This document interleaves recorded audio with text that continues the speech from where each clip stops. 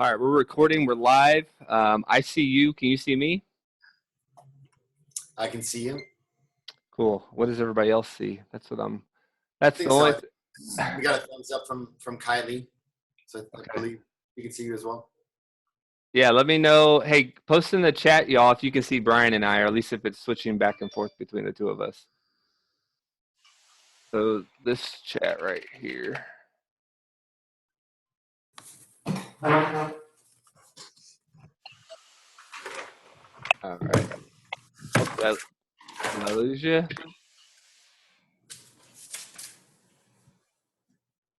We gonna have to monitor this as we're talking, as people jump on. I'm gonna pin your video. There you go, and then pin my video. And then we'll switch to active speaker. Okay. All right. Great.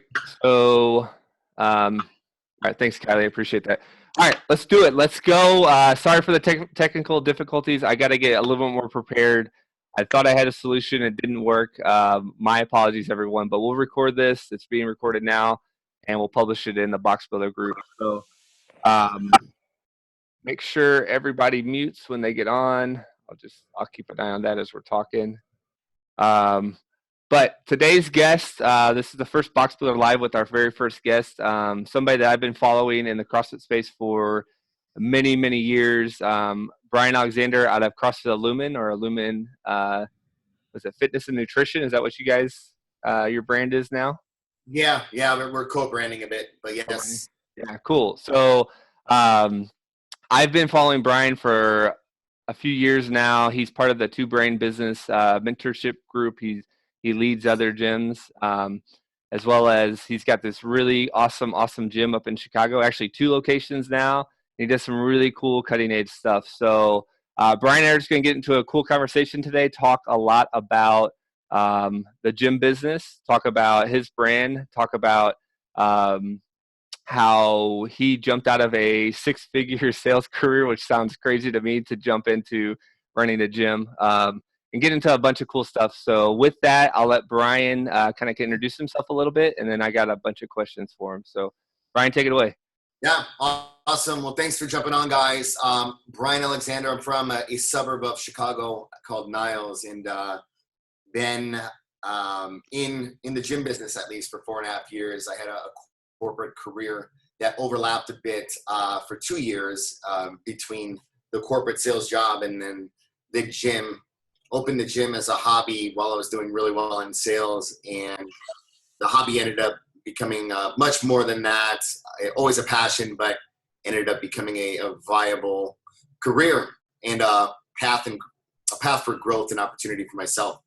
So I left that almost 3 years ago, a month before my daughter was born, and was doing very, very well over there. Just decided to cut the cord, make the leap, and chase happiness, right? So 4.5 years later, gym number 1 is thriving. We have 17,000 square feet. And gym number 2, we opened just under a year ago, and that's about 10,000 square feet. And that one is beginning to really jam now as well. So it's fun. We have about 25 team members that we lead and manage between the 2 locations, and it's a blast for sure. Awesome. Yeah, well, great introduction of what you guys are all about. So let's get into a little bit about that decision you made, from having this pretty successful sales career, working for a very large organization, to literally taking that leap of faith, investing and going like all in on yourself, on your family, and not only with the consideration for, having a baby or about to have a baby, like, does your wife think you're crazy? Because I'm in that same role, that same experience right now. I'm a week away from going all in with the gym and BoxBuilder, and so I feel crazy even jumping into that. So tell me a little bit about your decision, why you chose that, and where do you think you're headed from there? Yeah. So it came down to just feeling like I was doing a mediocre job at being a husband, at running a gym and then at my corporate job where I wasn't able to give 100% of my time, energy, or focus to any of those three things. And I knew something had to give.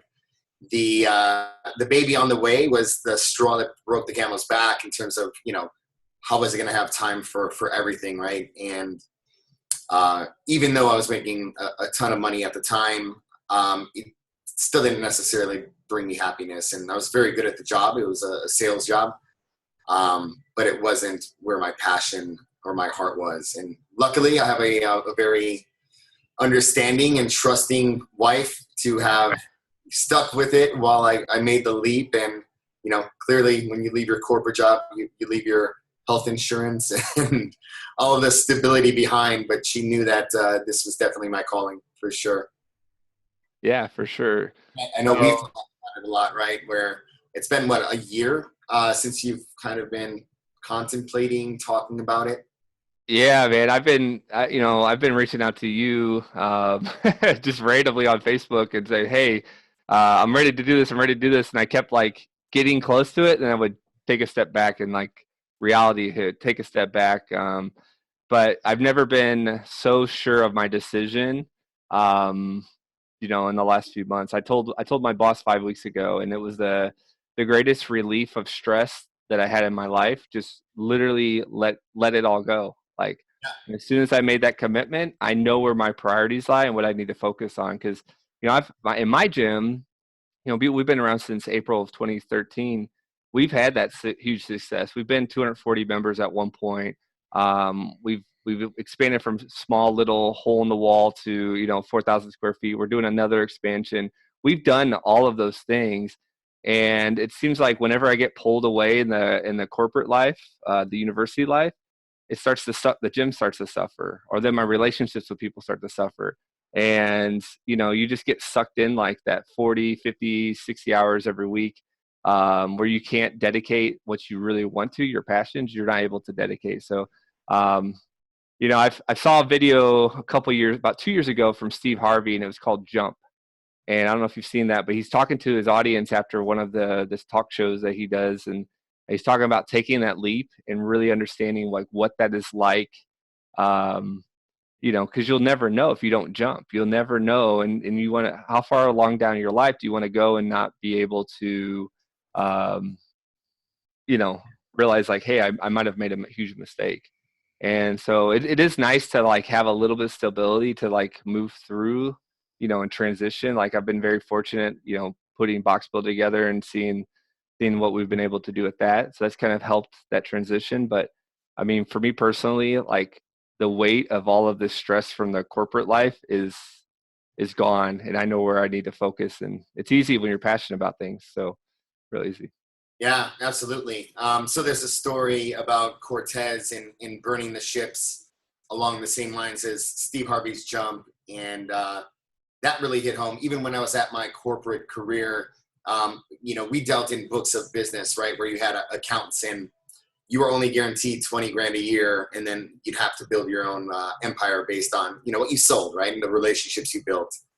Yep. And I had figured out very quickly that there's only so much time and energy in the day, that if I was going to spend any time and energy, it was going to be on the biggest opportunity, right? So even at CDW, I remember writing my manager a letter when I was like 3 to 6 months in, and I titled it "Burn the Ships," and I asked them to get rid of all of my accounts but 20 of them. So most people would say I want more accounts for more opportunity to sell. Instead, I picked them apart and I said, well, these 20 accounts are going to yield the greatest results if I can crack them. And it was a strategy that really paid off. Down the road, it's the same kind of thing where I had to cut off the lifeline from the corporate world in order to make this place the best it could possibly be, because I would have no other choice, and I was not going to walk back to the corporate world with my tail between my legs, right? Yeah, that's awesome. That's a really good story.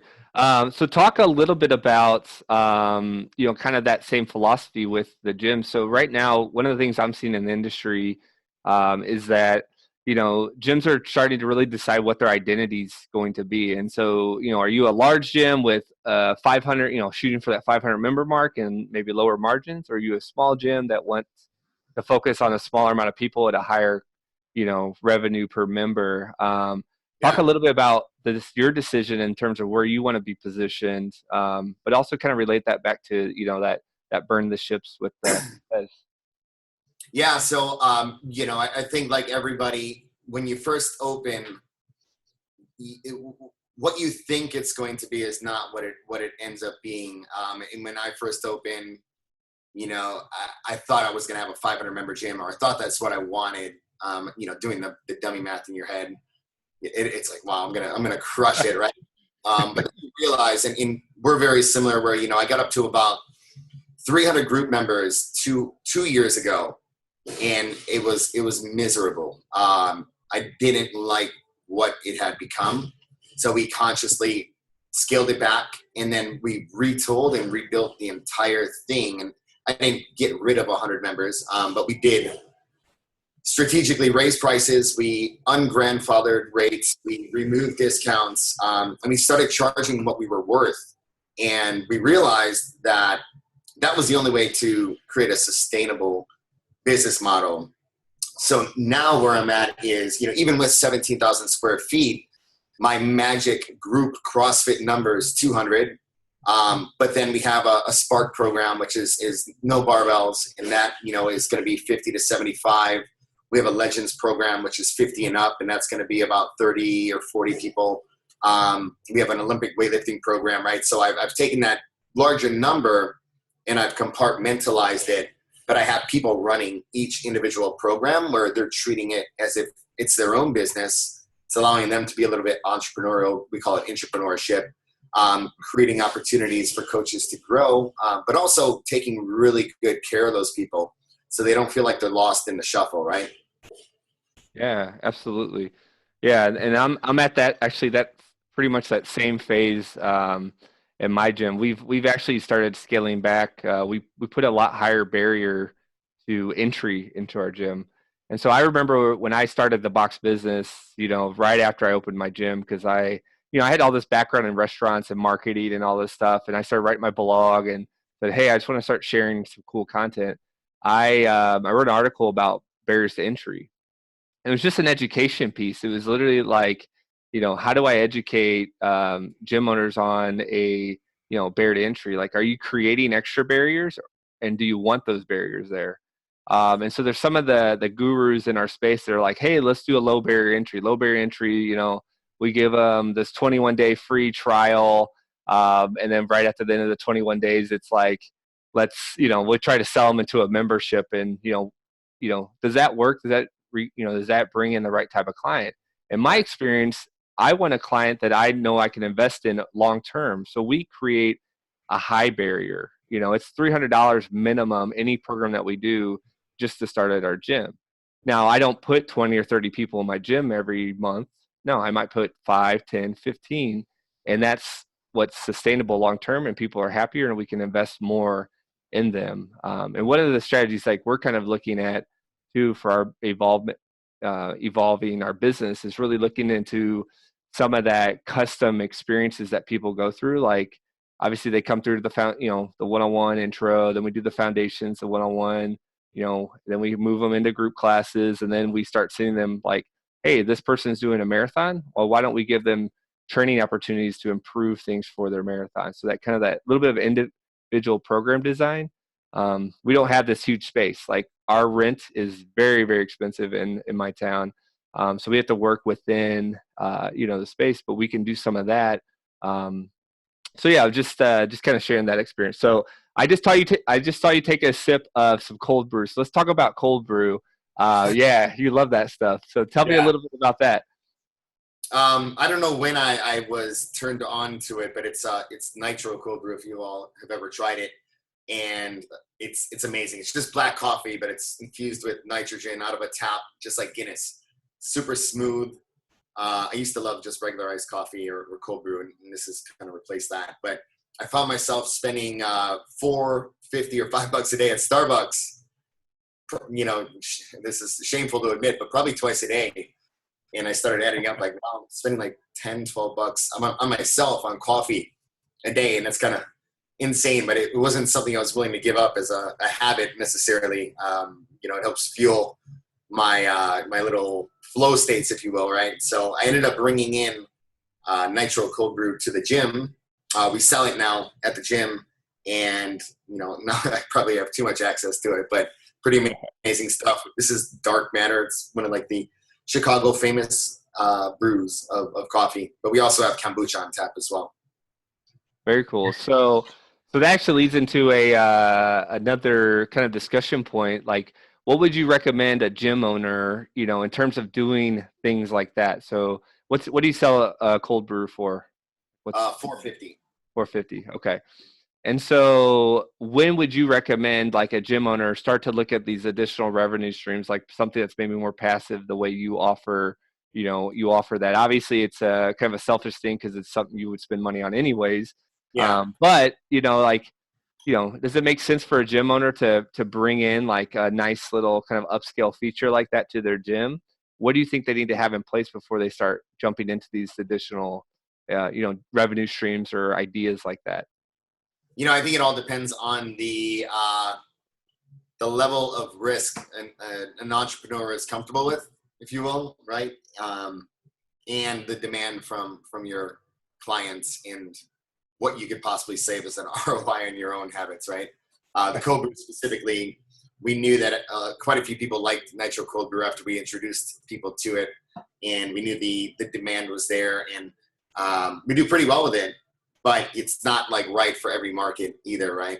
So it really just depends.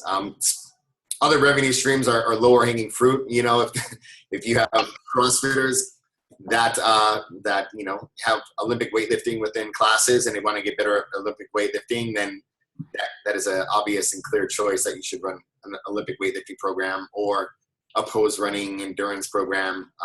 We do quite a bit of what we call excursions at Illumine. Cool.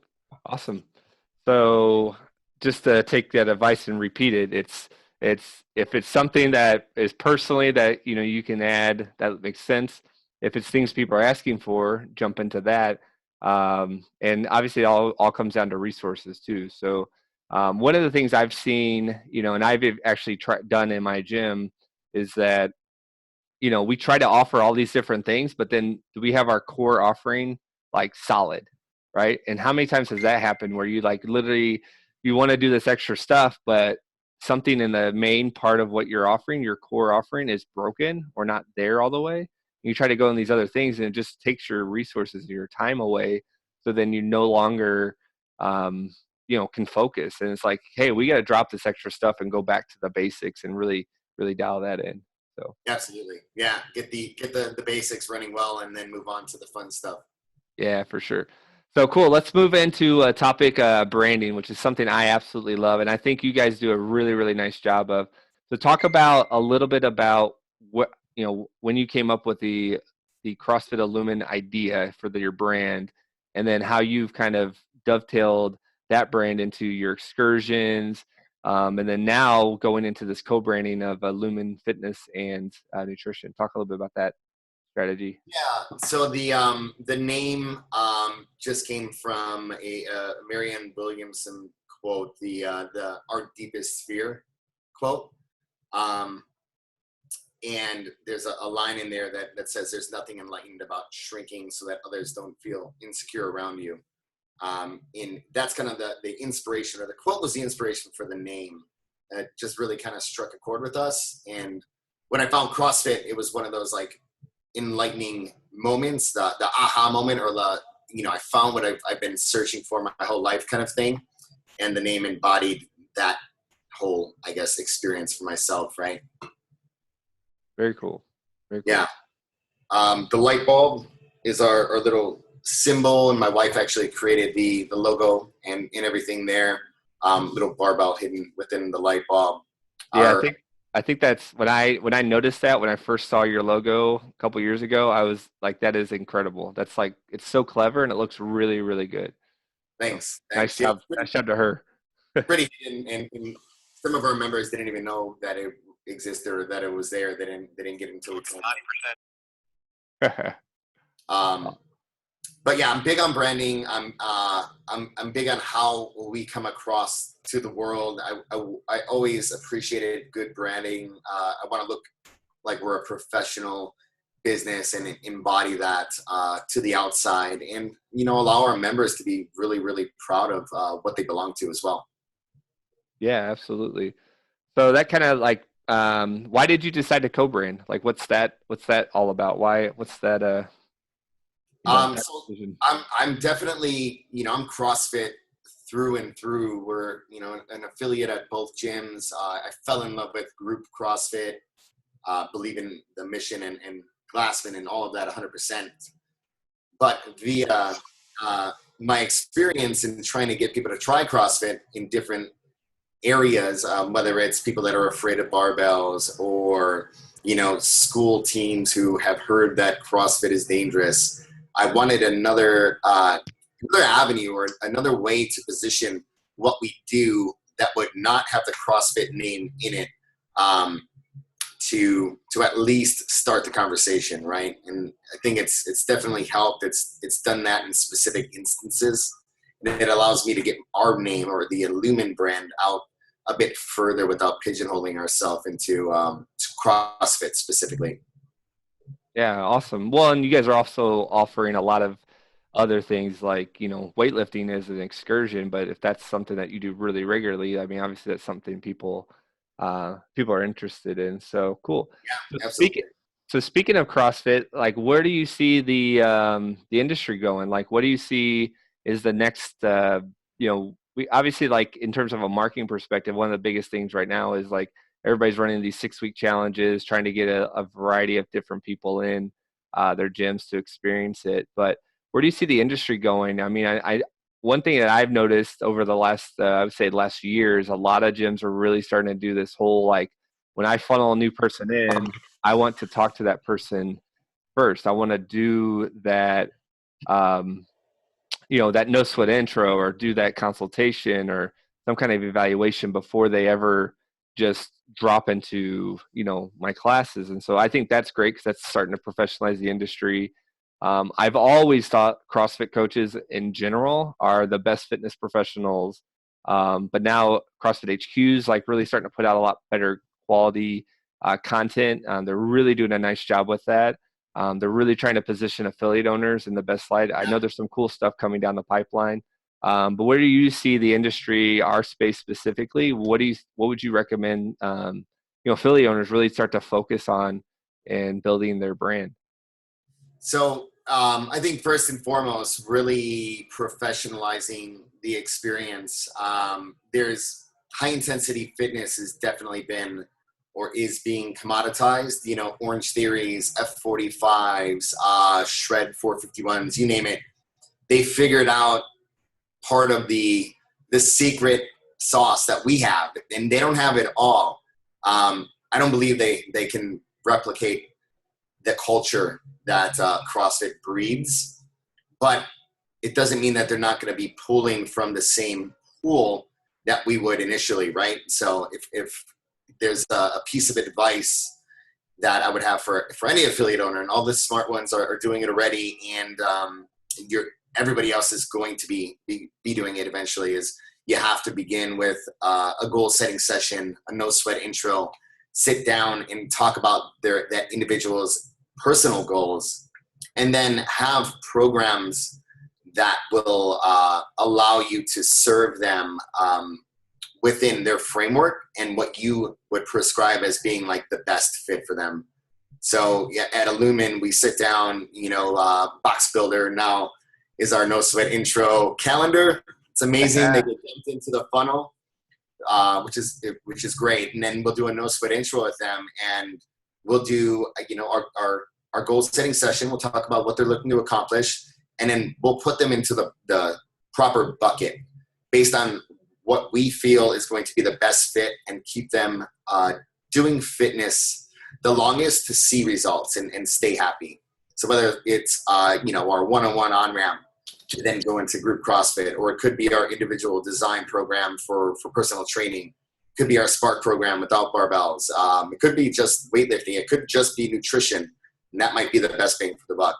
But we become the professionals. And it allows you to filter people based on who you think is going to stick with it the longest. You mentioned barrier to entries.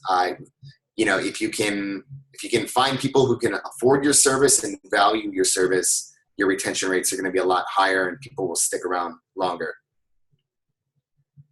Yeah, awesome. Awesome. Cool. So the last topic I want to talk about obviously is BoxBuilder, right? So we've been, we had a beta group that you invested in back, like guess over a year ago, probably now, in an old platform that we use on top of Infusionsoft. And why did you make that initial jump back then? Like, why did you decide that BoxBuilder, in that iteration, which is completely different than where we're at today, why was that valuable for you? Like, what did you see in it? The lead nurturing, right? And I know what it was then and what it is now is completely evolved, but it was still a gap, and something that I needed to address and fill. So I know I talked to you guys quite a bit, and I literally at that time I didn't actively contact or reach out to leads, but what it did for me was just keep that constant drip, I guess, of when somebody reached out, they would get a sequence of emails, right? So I knew that was accomplishing or addressing an issue, and something that I didn't offer. This iteration is way more involved, and our processes are way further ahead now, where we have a lead nurture specialist that only focuses on that. And then we have a member experience specialist who focuses on our current members and in all of that, which they play really well together when you have the proper systems and processes and people in place. And then this tool that allows you to really, really strategically engage your clients or your potential clients. Yeah, cool, man. Well, thanks for those words. So, any last comments or questions that you might have for me, or things you want to share with people that might be watching this video, here in the future? Because I think, the reason I think you and I clicked so well, and one of the reasons I kept reaching out to you is, like, for me, you were kind of you didn't realize this, but you were kind of a mentor for me in a way that, is like you jumped away from a job that, you didn't have to, right? You were doing really well with, to jump in to, really invest in your brand and invest in, your vision, and then invest in the people, the community. So, just from afar, like, you've inspired me a lot of ways, but is there any other things that you want to just share with people, like in our space, that might be watching this video, down the road? Oh boy, that's a loaded question. I can probably sit here and babble for hours. You definitely need systems and processes. That's, I think at this point we all realize that, right? It's what we preach every day. You need tools that could engage your customers and automate those systems and processes. And then from an affiliate owner standpoint, what we see the most at 2Brain, at least, and what we teach is this enormous, like, mindset shift of, one, identifying what you love to do, because everyone's different. And I'm an entrepreneur through and through, and I'm a vision guy, and I don't execute well, but I have to fill my gaps with people who do, right? So if there's one thing that I would recommend, it's self-awareness and understanding what you love to do, identifying, like, what your perfect day might look like, and then really just developing the mindset to go after it, and make sure that you realize that you deserve to make a living and an amazing career doing this. It's not like it's not a nonprofit, I'm not going to make money thing. And this is you're devoting your entire life and all of your energy to this, and you could make a solid living and feel good about it and do really well by the world by providing this platform that we all provide to a better or a healthier being, right? So my biggest piece of advice, I guess, to wrap it up, is you're worth every penny that you think you deserve, and you can definitely make an amazing career out of this, provide for your family, do this full time, and be happy, but also feel good about what you're providing to the world. Awesome, man. Well, hey, that's some great advice to in the chat with. So once again, I just want to say thank you for hopping on with me, and thanks again for being for me, an inspiration. I really do appreciate you just sharing your knowledge, your experiences, and and really challenging, I think, the industry to get better. Like, I think that's one of the really nice things that you guys do over at 2Brain, and the value that you guys provided. And I know you specifically, you're very giving with your mind. And so that's definitely impressive. So, any final thoughts? Any final, anything? No, I mean, just, I'm proud to see you all evolve as a company, and you specifically as an individual. It's amazing to see where you started to where you all now are as a company and what you're offering. And I think I told you guys a while back, I wasn't investing in a software necessarily, but I was buying into you guys. So you're doing a great job. Keep it up. You're helping a lot of people. Cool. Well, hey, Brian, appreciate that very, very much, and thank you for that. So where can people find you? How do they get a hold of you? What's your preferred method of contact? And then if they want to reach out to you, how do they do that? Yeah, so I mean, the easiest funnel to get a hold of me on is just via the 2BrainBusiness.com /mentors, and they can shoot me a note via that landing page. If any questions you have, I mean, I'm an open book, sometimes too much, very straightforward. I don't share any secrets. I'll give everyone, what I feel is the secret sauce typically. And, we do know it's about execution. So just take action on it. Yeah. Awesome. Yep. Take action. That's the number one thing. So, all right. Well, hey, thank you, Brian, once again for joining us. Everyone, thank you so much for being on the call today. We're going to make this available to all the BoxBuilder clients in our Facebook group, and we'll probably post this one publicly. It's pretty good. So thanks again, Brian, and we'll chat soon. All right. All right. Thanks, guys. Have a good one. All right. Take care. All right, everyone. Thanks again for joining us. I'm going to go ahead and shut off the recording. If you have any additional questions, though, pop them in the Facebook group, and we'll be happy to answer them. Thank you. Thank you all.